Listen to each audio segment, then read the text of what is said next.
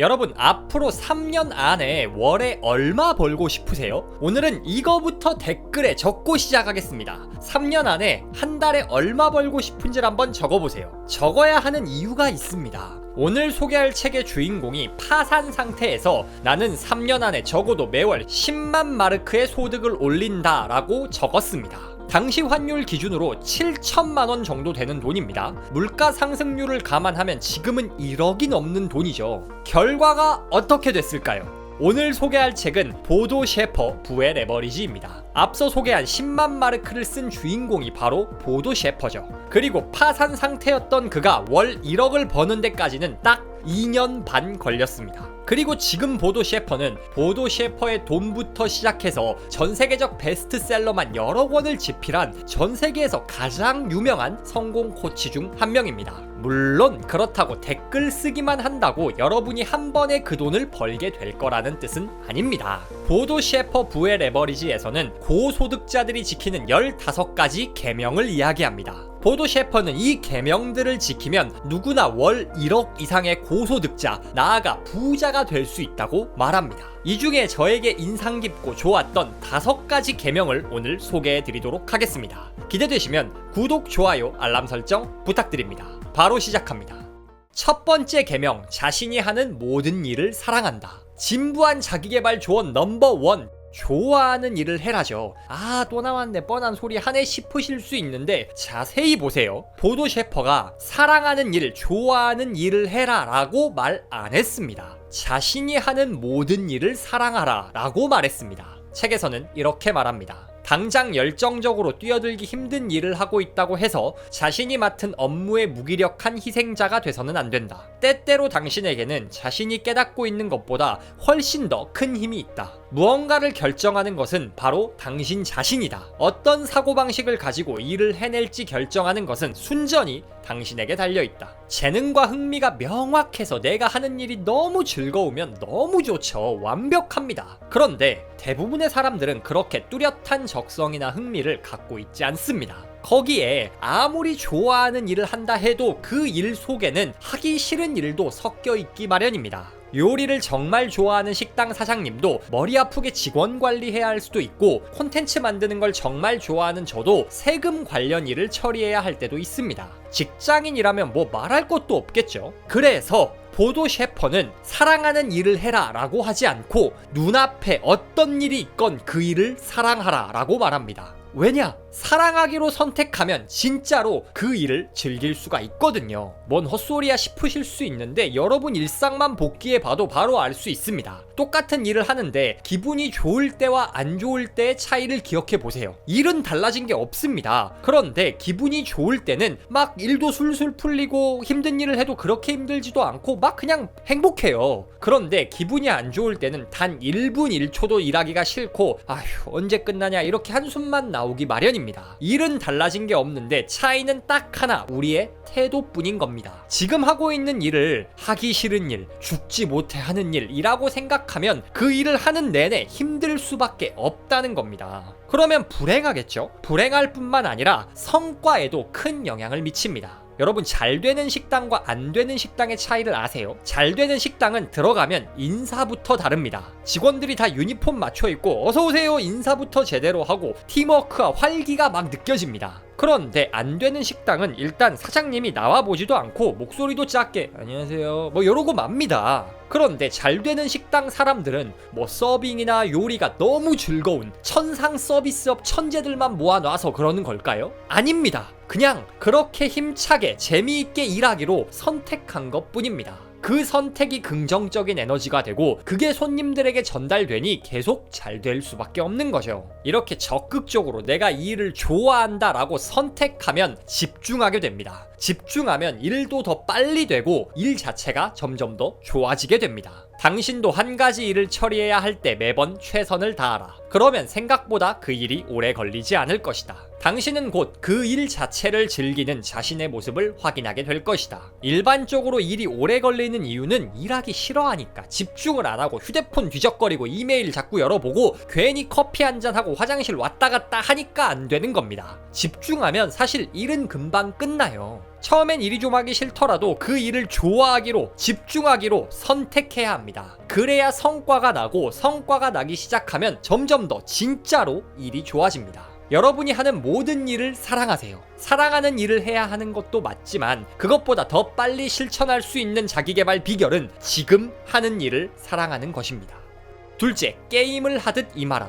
자신의 일을 게임처럼 바라보는 사람은 쉽게 접근한다. 반면 너무 진지하게 접근하는 사람은 경직된 채 우아하지 않은 방식으로 활동하며 결국 자신의 행동에 스스로 제동을 건다. 일을 사랑하라의 연장선으로 일은 게임하듯 해야 합니다. 게임은 어떻게 하죠? 정장 입고 정자세로 앉아서 근엄한 표정으로 심각하게 고민하면서 하지 않잖아요. 게임 의자에 거의 안기듯이 편하게 누워서 심각하게 고민 안 하고 생각나는 대로 그냥 적이 쳐들어오는 대로 자유롭게 플레이합니다. 한 번 죽었다고, 한 골 먹었다고 막 큰일 났다 어떡하지 하면서 걱정에 빠져있지도 않습니다. 그냥 그 과정을 즐기고 혹시 죽거나 실수를 하더라도 리스폰 되면 이렇게 플레이해야지, 이렇게 하니까 안 되네, 저렇게 해봐야지 하면서 가볍고 유연한 마음으로 전략을 세우고 행동할 수가 있는 겁니다. 보도 셰퍼는 일도 이렇게 게임하듯 하라고 말합니다. 그래야 유연할 수 있기 때문입니다. 우리는 너무 딱딱하게 일합니다.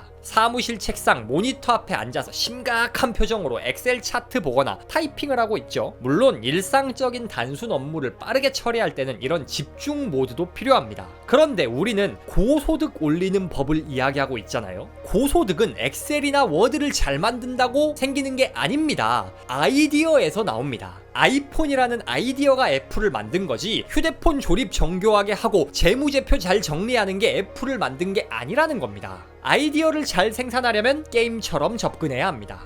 행동하기 전에 모든 계획을 완벽하게 세우려고 하고 실패하면 좌절하고 포기하고 이런 게 아니라 일단 플레이하고 결과가 안 좋으면 다르게 해보고 다소 미쳐 보이는 아이디어나 행동일지라도 뭐 어때? 재밌잖아 하고 해볼 때 창의적인 아이디어가 떠오르는 겁니다. 꼭 대단한 미친 아이디어를 만들려고가 아니더라도 우리는 좀 게임한다 생각하고 일에 가볍게 접근할 필요가 있습니다. 게임 한 판 하듯 가볍게 시도하고 이렇게 했더니 이길 수 있구나 하듯 이렇게 마케팅을 했더니 구매 전환이 높아지네? 이건 소비자 반응이 별로네? 이렇게 가벼운 접근을 해야 하는 겁니다. 게임하듯이 일해야 행동력이 올라갑니다. 게임하듯 일해야 유연하게 창의적인 아이디어를 만들 수 있습니다. 세 번째 계명, 자신감을 키워라. 개인의 성공은 자신감이 얼마나 되느냐에 좌우된다. 결과적으로 당신의 수입은 자신감과 직접 비례한다.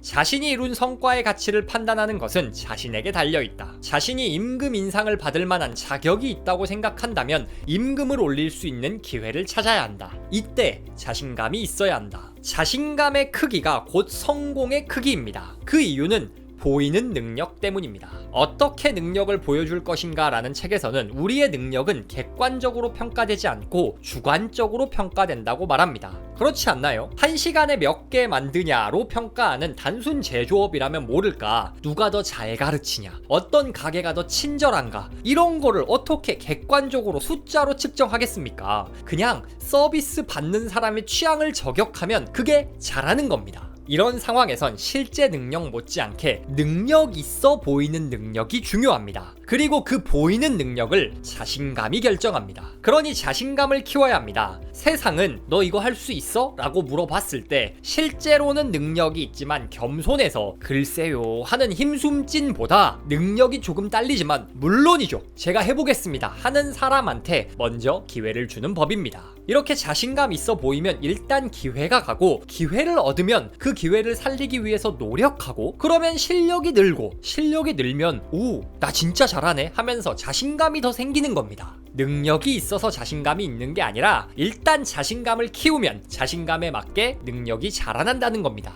그렇다면 자신감을 어떻게 키울 수 있을까요? 보도 셰퍼는 성공 일기를 쓰라고 말합니다. 성공 일기란 오늘 있었던 사소한 성공, 성취를 하루를 마치기 전에 노트에 적어보라는 겁니다. 아주 사소한 것도 좋습니다. 만나는 사람마다 밝게 인사를 건넸다, 과식 안 하고 절제했다, 30분 운동했다, 뭐 이런 사소한 것들도 다 괜찮습니다. 남들은 성공이라 부르지 않는 이런 작은 것들도 적다 보면 우리의 눈이 점점 실패보다 성공에 초점을 맞춥니다. 성공에 초점을 맞추다 보니 점점 더 성공이 잘 보이고, 그러니 성공 경험이 쌓여 결국 자신감이 커집니다. 자신감을 키우세요. 자신감의 크기가 여러분이 벌 수 있는 소득의 크기이자 곧 성공의 크기입니다. 네 번째 계명, 도움과 기쁨을 함께 나눈다.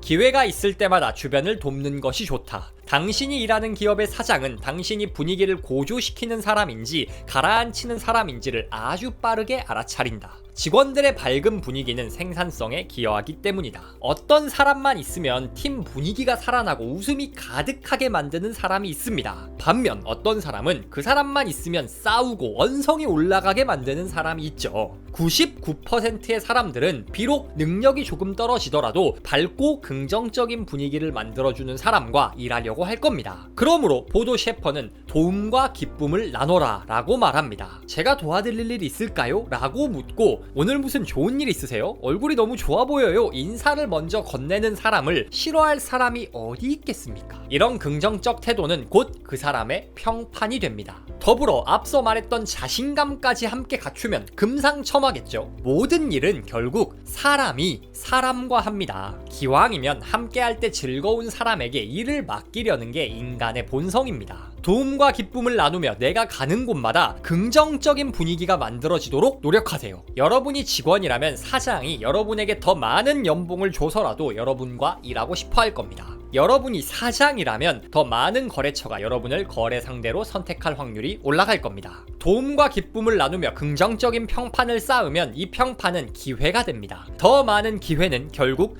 더 높은 소득으로 돌아옵니다. 마지막 계명, 큰 사람이 되기 위해 노력한다. 사소한 일에 흥분하지 마라. 당신이 목격하는 모든 일은 사실 큰 의미가 없다. 누군가가 흥분하는 일을 보면 정신의 크기를 파악할 수 있다. 한 사람이 버는 돈은 그 사람의 그릇의 크기만큼입니다. 부자의 그릇, 돈의 속성 같은 부에 관한 서적에서 그릇을 키워라 라고 그렇게 강조하는 이유입니다. 그릇이 작은 사람은 큰 돈이 쏟아져도 다 담지 못하고 흘려보내기 마련입니다. 그릇을 키우는 좋은 방법 중 하나는 흥분하지 않기입니다. 그런 사람들 꼭 있죠. 사소한 일에도 욕설이 나오고 언성 높이고 얼굴 벌개지는 사람들. 그런데 생각해보세요. 여러분 거래처가 내가 뭐 좀 부탁하면 얼굴 벌개져가지고 그러면 안 되지, 그거 너무하네 하고 소리치고, 직원에게 부탁했는데 직원이 그걸 왜 제가 해요 하고 성내면 그 사람들한테 기회를 주고 싶으시겠어요? 우리도 마찬가지입니다. 사소한 일에 흥분하지 않고 침착함을 유지하는 게 그릇을 키우는 방법입니다. 사실 우리가 경험하는 많은 사건이나 문제들 중에서 흥분하고 성내야 할 만큼 중요한 일은 별로 없습니다.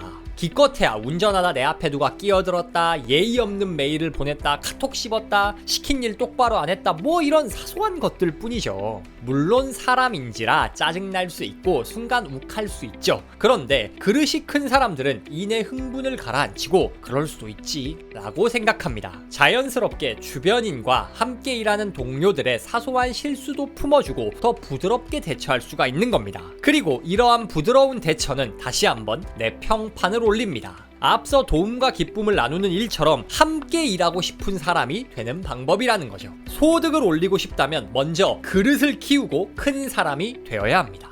지금까지 고소득을 만드는 5가지 계명에 대해 이야기해봤습니다. 자신이 하는 모든 일을 사랑하라. 게임하듯 임하라. 자신감을 키워라. 도움과 기쁨을 함께 나눈다. 큰 사람이 되기 위해 노력한다.